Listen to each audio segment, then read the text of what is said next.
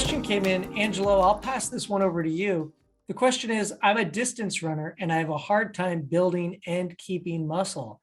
Jackie is my coach and is helping me with this, but could you talk about balancing cardio and strength training?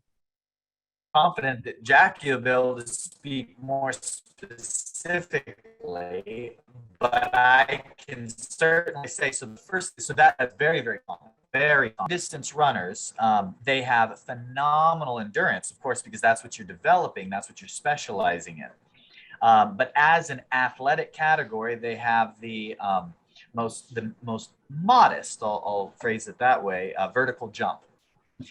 There's actually a physiological explanation for that. It's because you're conditioning your body to really be efficient at using type 1 muscle fibers, which are dominantly fueled in the aerobic pathway and will use fat and the lipolytic pathway as the dominant fuel source.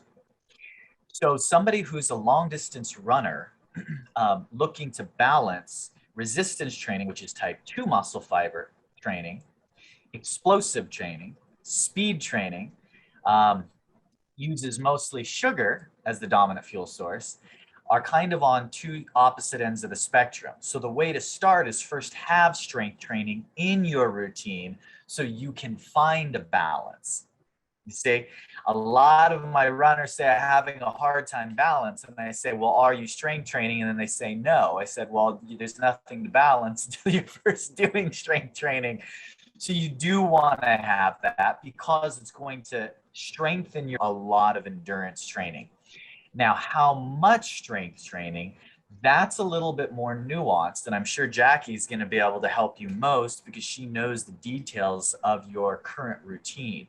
But as an example, what's common is you'll see endurance athletes who are long distance runners will typically do at least one upper body strength day because they're not getting that from their long distance running.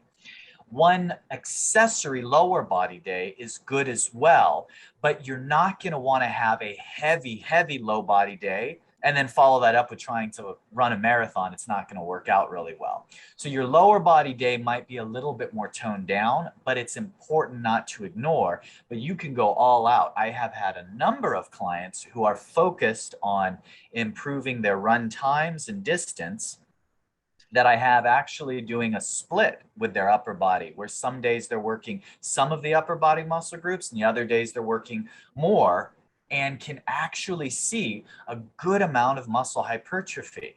Now, you're not going to get a lot of mass because you're burning everything up while you're running, but you will see the difference in tone and shape, and you can grow to a certain extent some muscle groups if you focus on it.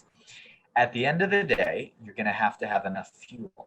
So that's going to determine where you're at.